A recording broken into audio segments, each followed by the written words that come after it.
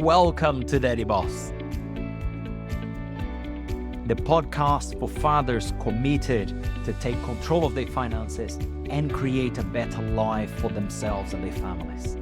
I'm Santana, and each and every week I will share unconventional ways of thinking and advanced strategies to help you build cash flow and equity through real estate without using your own money, but also help you have better health and supportive relationships needed to succeed. Let's get started. So there are two ways of investing in real estate. The first one is what we know. Growing up, we hear our parents, our loved ones, people around us, pretty much saying that to have real estate investments, we need to work hard for somebody else. You save money, you put a deposit in a house and you rent it out, and then you have tenants, and then you continue to save money, working very hard, and you put another deposit in another house, whatever long it's gonna take, and then eventually you do that over and over and over and over and over, and if we're lucky, we're gonna have a few properties over a few decades. That's what you and I have learned from childhood. That's what our parents told us. That's what we were conditioned by our environment to believe that's the way to invest in real estate. But I have discovered a new way of doing that, simply because I wanted to find a different way of doing that, and I wanted to challenge the status quo, because I've always believed that there's different ways to do things better and better. But also because I had my back against the wall and I had to come up with new ideas that would work well at the time. And today I'm going to share with you the two different ways of doing real estate investments, the old way and the new way. And what I'm going to explain to you here is based on some of the things you already know, or you have heard, or you have seen. But before I go into that, I would like to plant a seed in your mind. And the seed I want to plant in your mind is this. There are better ways of doing things, pretty much anything. And there are better ways of doing things, and there are ways of changing how things are done.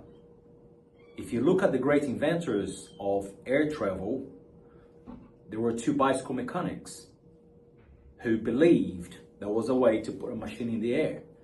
If you look at the lights that we have today, Thomas Edison was somebody who was sent home by the teachers, who wrote to his mother saying he was too thick to be at school. So always challenge the status quo. And that's the reason why I want to share some value here today about the old way and the new way of doing property investing.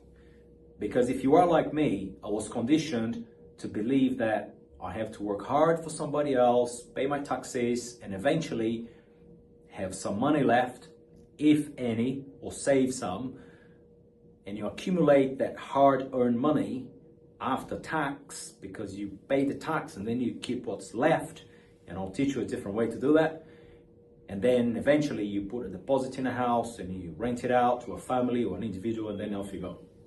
But today I'm going to share with you the old way, which you're probably very familiar with, and I'm also going to share with you a new way, what I call here a new way, which is something I've been doing for years, worked really well after some challenges, but over time you refine your craft, and that's what I'm going to be sharing with you here today. Today I'm going to split this in two, the old way, we call this old, and here we have the other one, which is going to be the new way. So what's the old way of investing in real estate? Imagine you see, design is not my forte. There's a house, and let's say there's a flat, it's an apartment, a 2-bedroom or 3-bedroom apartment, right? Because in the UK, for example, apartments or flats are common here.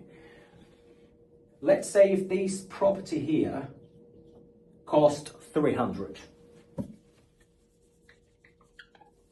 Whatever the currency is, whether British pounds, US dollars, euros, Australian dollars, whatever, India rupees, whatever.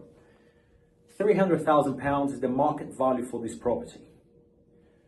For you to save your hard-earned money, let's say you're gonna buy these under a limited company structure because that's how you want to do it. Let's say, or if you're gonna buy on your name, you're gonna put something around, let's say the 25% deposit here. Let's say 20% to make it nice and simple, depending where you are in the world. Some deposits are lower than others, but usually 20%. You don't want to be over leveraged. Now, 20% of 300, we're looking at 60,000, whether it's pounds, whatever currency. 60,000 pounds is a deposit, you need to put it down, plus legal fees, and you're gonna have solicitor's fees and a few things here and there, renovation, change the boiler, do a bit of a touch up here and there and everywhere, new fridge, whatever there is. You're gonna spend, let's say let's put it low here, 30,000. You would have earned enough money or saved to have £90,000 saved to buy this £300,000 property. Okay, I'm just giving 300 just for today. £300,000 piece of real estate. You will be putting 20% down, which is 60,000, and then you're going to spend about 30,000 with legal fees, duties, fees, whatever there is, whichever country you want. And then let's say you need 90,000. So it's pretty much 90,000 of hard-earned post-tax money. What does that mean? You have worked, earn your income, pay tax, whatever is left, it's this. Super hard-working money. This is the traditional way most people use to buy real estate, okay? And guess what? Not many people will be able to save this money in a couple of years. Some people will work their whole lives for it. Now, how many £90,000 or $90,000 or euros will you need to build a substantial portfolio to give you that financial independence through rentals?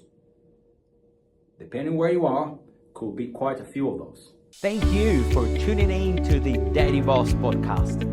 Don't forget to follow me on Facebook, Instagram, and LinkedIn for more tips and inspiration to help you achieve a lasting life change. See you next time.